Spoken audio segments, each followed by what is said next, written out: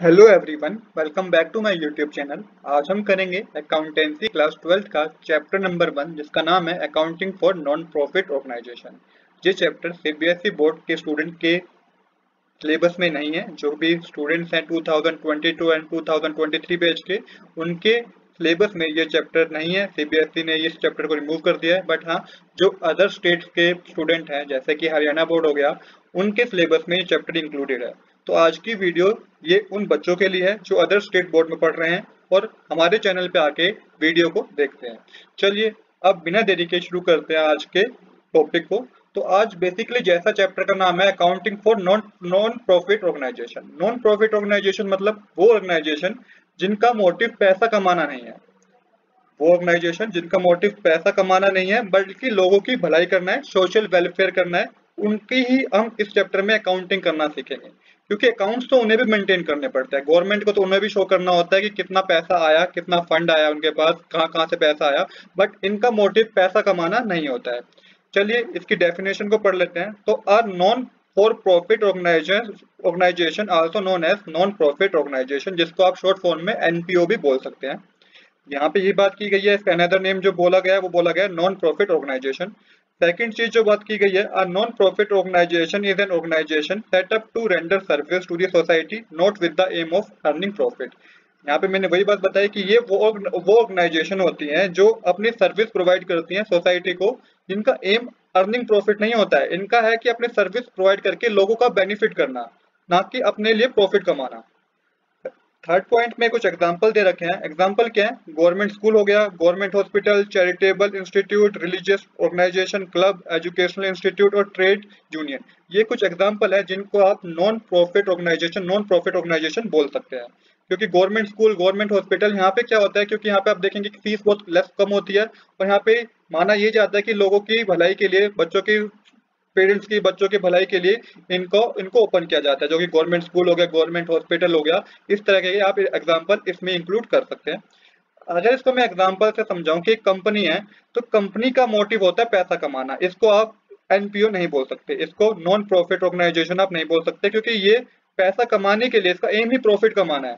साथ ही साथ अगर मैं एनपीओ का एग्जांपल लूं, नॉन प्रॉफिट ऑर्गेनाइजेशन का एग्जांपल लूं, तो ये ऐसा ग्रुप होता है, ऐसे लोग आपस में मिलते हैं जो आपस में डिसाइड करते हैं कि हम लोगों की भलाई के लिए कुछ काम स्टार्ट करेंगे। तो इस चीज को आप एनपीओ बोल सकते हैं। आई होप आपको यहाँ तक कोई डाउट नहीं होगा कि एनपीओ क्या है। एनपीओ के मतलब में, डेफिनेशन में आपको कोई डाउट नहीं होगा। चलिए अब आगे समझते हैं। अभी तक जो आपने अकाउंटेंसी की थी क्लास 11th में, उसमें आपने profit and loss, trading account और बैलेंस शीट बनाई थी। तो आपने पढ़ा था, क्योंकि क्लास 11th की अकाउंटेंसी हमने सोल प्रोप्राइटर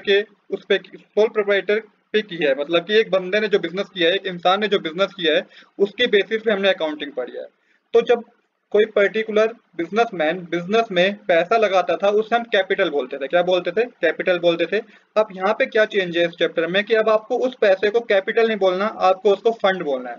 कि अगर किसी ने पैसा लगाया, किसी भी मेंबर ने पैसा लगाया अपने एनपीओ में, अपने ऑर्गेनाइजेशन में, तो उसको आप कैपिटल नहीं बोलोगे, उसका नाम चेंज होकर क्या हो गया? फंड हो गया। तो यहाँ पे मैंने वही चीज लिखी है, capital known as fund in NPO. Capital को आप क्या बोलेंगे? फंड बोलेंगे, ना कि हम कैपिटल वर्ड का हम यूज ही नहीं करेंगे इसमें। आई होप आपको ये पॉइंट भी क्लियर हुआ होगा। अब कुछ बातें हैं कि किस तरीके से पैसा आता है एनपीओ में। मैं यहाँ पे अब आपको कुछ बातें बताऊंगा कि किस किस फॉर्म में एनपीओ में पैसा आ सकता है। तो सबसे पहले पॉइंट लिखी हुई है, contributed bye its member, trustee और बेनिफिशियरी। ये जो भी मेंबर होंगे ना, उस ऑर्गेनाइजेशन के जो मेंबर होंगे, वो खुद भी कुछ पैसा लगा सकते हैं, जिसको मैंने बोला कि फंड होगा, या ट्रस्टी हो सकते हैं, बेनिफिशियरी हो सकते हैं। इसके बाद आगे बात की गई है फॉर्म्स ऑफ फंड। फंड किन किन फॉर्म में आ सकता है उस ऑर्गेनाइजेशन को, मतलब कि एनपीओ में फंड किन किन फॉर्म में आ सकता है। तो पहला है डोनेशन। किसी ने डोनेट कर दिया तो वो भी फंड में आएगा, उसे आप कैपिटल नहीं मानेंगे, वो एक तरह का फंड हो गया। किसी ने पैसा डोनेट कर दिया, किसी को लगा कि भाई आपका काम बहुत अच्छा है, जिससे लोगों की बहुत भलाई हो रही है, तो उसने क्या करा, आपके ऑर्गेनाइजेशन को पैसा डोनेट कर दिया। तो डोनेशन के फॉर्म में पैसा आ सकता है एनपीओ में। Second, membership fees. Membership fees क्या होती है कि जो भी मेंबर बने हैं, जो भी राजी हुए हैं कि हम इस ऑर्गेनाइजेशन को चलाएंगे, तो उनको क्या होता है, एक मेंबरशिप फीस जमा करनी पड़ती है उस ऑर्गेनाइजेशन का मेंबर बनने के लिए। तो ये सेकंड पार्ट है, इस फॉर्म में भी पैसा आ सकता है एनपीओ में। थर्ड पार्ट है सब्सक्रिप्शन। सब्सक्रिप्शन क्या होता है? जैसा कि सब्सक्रिप्शन को आप ऐसा समझ लिया कि पर्टिकुलर पीरियड बांध दिया जाता है कि 3 महीने बाद हर मेंबर को इतना पैसा तो जमा कराना ही कराना है, तो वो सब्सक्रिप्शन होता है, तो सब्सक्रिप्शन के फॉर्म में भी पैसा आ सकता है एनपीओ में। नेक्स्ट पॉइंट है लोन, लोन के फॉर्म में पैसा आ सकता है। फिफ्थ पॉइंट है गवर्नमेंट ग्रांट्स, मतलब गवर्नमेंट भी आपको हेल्प कर सकती है, गवर्नमेंट भी कुछ पैसा प्रोवाइड कर सकती है। और लास्ट पॉइंट है इसमें इंस्टीट्यूशनल एड, मतलब इंस्टीट्यूशन भी आपकी मदद कर सकता है। कोई इंस्टीट्यूशन ने आपकी मदद कर दी, आपके साथ ज्वाइन होकर बिजनेस करना चाहे, तो इस फॉर्म में आपके एनपीओ में, ऑर्गेनाइजेशन में पैसा आ सकता है, जिसको आप कैपिटल नहीं बोलेंगे, जिसको आप क्या बोलेंगे, फंड बोलेंगे। आई होप आपको यहाँ तक कोई डाउट नहीं होगा कि किस किस फॉर्म में पैसा आ सकता है एक एनपीओ में। अब हम करेंगे करेक्टरिस्टिक्स और फीचर ऑफ एनपीओ कि एनपीओ के क्या करेक्टरिस्टिक्स हैं, अब हम ये समझेंगे। तो सबसे पहला पॉइंट है डोनेशन। डोनेशन में आपको कह रखा है कि it is separate legal entities not owned by an individual और एंटरप्राइजेस। क्या मतलब है इस लाइन का कि ये एक सेपरेट लीगल एंटिटी है, जिसे कोई भी इंडिविजुअल या कोई एंटरप्राइज ओन नहीं कर सकती है। हाँ, एक ग्रुप ऑफ पीपल होते हैं जो आपस में एग्री होते हैं, किसी ऑर्गेनाइजेशन को स्टार्ट करने के लिए एग्री होते हैं कि हम इस काम को स्टार्ट करेंगे जिससे लोगों की भलाई होगी। सेकंड पॉइंट है सर्विसेज। इसमें बात कह रखी है NPO are establish for welfare and service of the society and their member. वही बात है कि एनपीओ का जो मेन सर्विस होती है ना, वो लोगों की वेलफेयर करना है, लोगों की भलाई करना ही है। इस मोटिव को लेकर ही काम को शुरू किया जाता है। थर्ड पॉइंट है फॉर्म। फॉर्म में बात की गई है this organisation are set up as charitable society, trust और club with the main objective of rendering social service, rendering social, educational और religious service। तो यहाँ पे ये बात की गई है कि किस तरह की फॉर्म हो सकती है इन ऑर्गेनाइजेशन की। ये सोशल भी हो सकती है, एजुकेशनल भी हो सकती है और रिलीजियस फॉर्म में भी हो सकती है। नेक्स्ट पॉइंट है नो प्रॉफिट मोटिव। ये तो वही बात है जैसा कि जो डेफिनेशन मैंने आपको बताया, this organisation do not operate with the objective of earning profit. Earning profit करने का इनका कोई ऑब्जेक्टिव नहीं होता, सिर्फ और सिर्फ सोशल वेलफेयर ही इनका ऑब्जेक्टिव होता है। नेक्स्ट पॉइंट है फंडिंग। फंडिंग में लिखा है फंडिंग में कहा गया है this organisation collect donation and contribute from their member and outsider to meet the cost of project undertaken and also to meet the operating cost. यहाँ पे ये बात की गई है कि फंड आता है ऑर्गेनाइजेशन में। फंड भी आना इसलिए जरूरी है क्योंकि इनको भी, क्योंकि ये सर्विस जो प्रोवाइड करेंगे, जो भी काम स्टार्ट करेंगे, उनमें इनका पैसा तो कुछ खर्च होगा ना, तो उसके लिए फंड आता है इनके पास। वो आउटसाइडर से भी आ सकता है, वो इसके मेंबर भी दे सकते हैं, कई और तरीके हैं फंड आने के जो कि मैंने आपको प्रीवियस बताए। तो इसमें इस पॉइंट में ये बात की गई है, क्यों कहा गया है फंड क्यों जरूरी है, क्योंकि इनको भी अपने ऑपरेटिंग कॉस्ट को मेंटेन करना होता है, क्योंकि खर्चा तो होगा इनका, अब उसको भी तो इनको फुलफिल करना है। हालांकि प्रॉफिट मोटिव नहीं है, पर जो इनका खर्चा हो रहा है उनमें अगर इनको हेल्प हो जाए तो ये ऑर्गेनाइजेशन को अच्छे तरीके से रन कर पाएंगे। नेक्स्ट पॉइंट है अकाउंट्स। तो यहाँ पे आपको 3 तरह के अकाउंट्स बनाने पर होते हैं। पहला बनाना होता है एनपीओ के अंदर रिसिप्ट एंड पेमेंट अकाउंट, जिसको मैं अभी इसी लेक्चर में समझाऊंगा। सेकंड है इनकम एंड एक्सपेंडिचर अकाउंट और थर्ड है बैलेंस शीट। जैसे क्लास 11th में आपको trading account, profit and loss account और बैलेंस शीट बनाना होता था।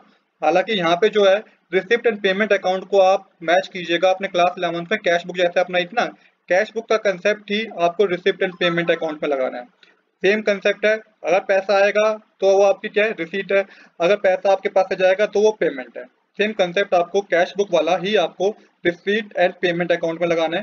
सेकंड है इनकम एंड एक्सपेंडिचर अकाउंट, जो कि प्रॉफिट एंड लॉस अकाउंट से सिमिलर है। और बैलेंस शीट तो आपको पता ही है, बैलेंस शीट में ऐसा कोई डिफरेंस नहीं है। बैलेंस शीट जब मैं आपको समझाऊंगा तो आपको ये बहुत ईजी लगेगा। तो बैलेंस शीट भी इसमें बहुत इंपॉर्टेंट पार्ट प्ले करेगी। तो बेसिकली हमें इन 3 अकाउंट्स को समझना जरूरी है। इसके बीच में भी कई इंपॉर्टेंट कंसेप्ट हैं जो जब मैं आपको प्रैक्टिकल क्वेश्चन कराऊंगा तो मैं साथ के साथ आपको वो कंसेप्ट भी समझाता जाऊंगा। आज की वीडियो में जो हम अगले टॉपिक में समझेंगे वो होगा रिसीट एंड पेमेंट अकाउंट, कि क्या क्या वो आइटम है जो रिसीट में आते हैं और क्या क्या वो आइटम है जो पेमेंट साइड जाती है। आई होप आपको यहाँ तक कुछ डाउट नहीं होगा कैरेक्टरिस्टिक्स ऑफ एनपीओ में। अब समझते हैं comparison not for profit organisation and profit earning organisation में। हालांकि हम यहाँ पे थोड़ा डिफरेंस समझेंगे कि क्या डिफरेंस होता है अर्निंग ऑर्गेनाइजेशन में और नो एनपीओ में, नॉन प्रॉफिट ऑर्गेनाइजेशन में। तो पहला पॉइंट कह रखा है मीनिंग।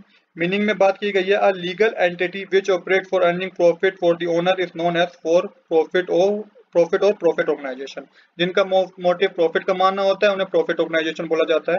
यहाँ पे बात की गई है एनपीओ में a non-profit organization is a legal entity which operates for services the society as a whole। जो कि एक लीगल एंटिटी बताया गया है, जो कि मेन मोटिव है इसका कि सोसाइटी को सर्विस प्रोवाइड करना कम से कम कॉस्ट पर। तो आई होप आपको ये समझ में आया होगा। सेकंड पॉइंट है मोटिव।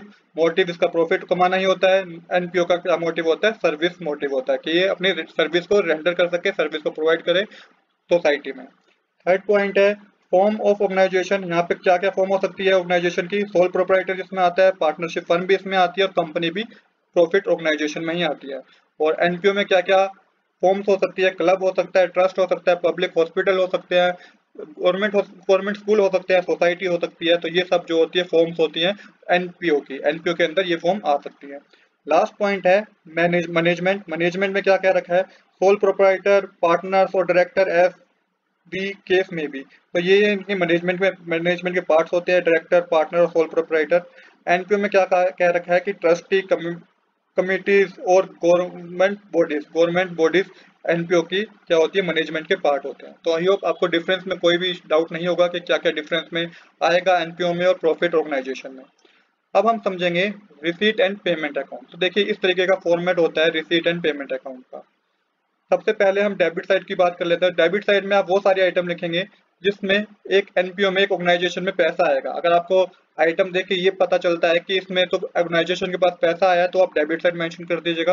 अगर आपको ये पता चलता है कि ऑर्गेनाइजेशन में के पास से पैसा जा रहा है, कि उसने कोई चीज परचेज कर ली या कोई फीस पे करी, तो पेमेंट साइड जाएगा। इतना सिंपल सा कंसेप्ट है। सिंपल कैसा है? सिंपल उसी की तरह है जैसा कि आपने कैश बुक करा था। आइए एक बार के वन बाय वन आइटम्स को पढ़ लेते हैं। तो सबसे पहले है to balance brought down. Opening balance जो कि आप cash in hand, cash at bank दे रखा होगा आपने आपके क्वेश्चन में। इसके बाद है टू सब्सक्रिप्शन। सब्सक्रिप्शन में आपको प्रीवियस ईयर का भी लिखना है, करंट ईयर का भी लिखना है और नेक्स्ट ईयर का भी लिखना है। सब्सक्रिप्शन मैंने अभी पिछले वीडियो में बताया कि सब्सक्रिप्शन क्या होता है। तो प्रीवियस ईयर का, करंट ईयर का और नेक्स्ट ईयर का, तीनों ईयर का ही रिसीट एंड पेमेंट अकाउंट में आता है। जनरल डोनेशन भी आपको, ये हमारी रिसीट है तो ये भी रिसीट साइड आएगा। स्पेसिफिक और डोनेशन, इसमें डिफरेंस क्या होता है ये मैं आपको आगे चल के बताऊंगा। नेक्स्ट है to grant for specific purpose, to entrance और एडमिशन फीस। अगर कोई पार्टनर आया है, कोई मेंबर बना है तो वो अपने कोई फीस देगा, एंट्रेंस फीस देगा, तो वो भी एक तरह से ऑर्गेनाइजेशन में पैसा आया है। To general grants, to sale of newspaper, to sale of old और यूज्ड स्पोर्ट मटेरियल। तो कोई बेचे, कोई सामान बेच दिया, कुछ ओल्ड न्यूज़पेपर बेच दिया, कोई भी ऐसा पुराना सामान बेच दिया, तो उससे भी क्या होगा कि पेमेंट आएगी, पैसा आएगा ऑर्गेनाइजेशन में। तो ये सारे आइटम आपको डेबिट साइड लिखने हैं। नेक्स्ट है to interest on investment, to dividend, to rent receive, to interest receive, to miscellaneous receive, to life membership fees, to subscription for specific purpose, to journal, to specific legacy. ये मैं आपको समझाऊंगा कि होते क्या है, पर इसको आप अभी इतना ध्यान में रखिए कि ये डेबिट साइड आएंगे रिसिप्ट एंड पेमेंट अकाउंट बनाते वक्त। To sales of fixed asset, to receipt on account of specific fund. Match fund हो गया, प्राइज फंड हो गया। कोई ऐसा फंड भी कई बार हो जाता है कि फंड, कोई अगर कोई ऐसा काम है, ऑर्गेनाइजेशन है जो कि क्रिकेट सिखाती है, क्रिकेट बच्चों को सिखाती है कोई, और वो भी कम से कम फीस में सिखाती है, तो उनको फंड आता है, उनके पास मैच का फंड आ जाता है, वो गवर्नमेंट ऑर्गेनाइजेशन कर देती है, वहाँ के एमएलए ऑर्गेनाइजेशन कर देते हैं, एमएलए दे देते हैं, तो वो मैच फंड होता है, प्राइज फंड होता है जो कि ऑर्गेनाइजेशन को दिया जाता है। तो ये भी आपके लिए क्या माने जाएंगे? ये आप रिसिप्ट ही मानेंगे। और लास्ट में टू बैलेंस कैरी डाउन, जो कि बैंक ओवरड्राफ्ट है। अगर आपकी बैलेंसिंग करके बैलेंस आपका क्रेडिट साइड का ज्यादा होता है, डेबिट साइड का कम होता है, तो आपको टू बैलेंस कैरी डाउन करके बैंक ओवरड्राफ्ट में दिखाना होता है। सेम इसी तरह साइड क्रेडिट साइड जो है पेमेंट है। जो भी ऑर्गेनाइजेशन के पास से पैसा गया होगा तो क्या होगी? पेमेंट होगी। जैसे कि बाय बैलेंस बोरो डाउन, यहाँ पे आपको ओपनिंग बैलेंस दिया होगा जो कि आप बैंक ओवरड्राफ्ट मानेंगे। बाय सैलरी, अगर सैलरी दी है। बाय रेंट, कोई रेंट पे करा है। बाय पोस्टेज एक्सपेंस, कोई एक्सपेंस पे करा है। बाय एडवर्टाइजमेंट एक्सपेंस, कोई एडवर्टाइजमेंट के लिए पैसा दिया है। बाय न्यूज़पेपर एंड मैगजीन, कोई न्यूज़पेपर एंड मैगजीन के लिए पैसा दिया है। बाय रिपेयर, किसी चीज को रिपेयर कराया है। बाय ऑडिट फीस, ऑडिट के लिए अगर फीस दिया है। बाय मेंटेनेंस एक्सपेंस, कोई मेंटेनेंस के लिए एक्सपेंस दिए हैं, इंश्योरेंस दिया है। या ऑनरेरियम दिया है। ऑनरेरियम क्या होता है? ये एक तरह से फीस होती है जो प्रोफेशनल फीस होती है। किसी काम कराया हो, अगर कोई लीगल काम कराया तो उसके लिए फीस देनी होती है, जिससे आप ऑनरेरियम बोलते हैं। बाय म्युनिसिपल टैक्स हो गया। बाय प्राइस डिस्ट्रीब्यूट हो गया। ऑफिस एक्सपेंस हो गए, ये सारे खर्चे हैं। एक्सपेंस ऑन शो हो गया। मिसलिनियस पेमेंट हो गई। By purchase of fixed asset, कोई फर्नीचर परचेज कर लिया ऑर्गेनाइजेशन ने। स्पोर्ट इक्विपमेंट हो गया, इन्वेस्टमेंट कर ली कहीं पे, तो ये सारे क्या इसमें आएंगे? ये सारे पेमेंट में आएंगे। बाय लोन, किसी लोन की पेमेंट की है, कोई बिल्डिंग परचेज कर ली, तो ये सब कुछ क्या है? पेमेंट है। और लास्ट में आप balance carry down, closing balance पता कर लेंगे। अगर डेबिट साइड ज्यादा होगी क्रेडिट साइड से, तो बाय बैलेंस कैरी डाउन करके कैश इन हैंड और कैश एट बैंक आ जाता है। तो आज के लिए इतना ही। अगली वीडियो में हम इस चैप्टर के प्रैक्टिकल क्वेश्चन करेंगे। If you like this video, please do subscribe this channel. Thanks for watching.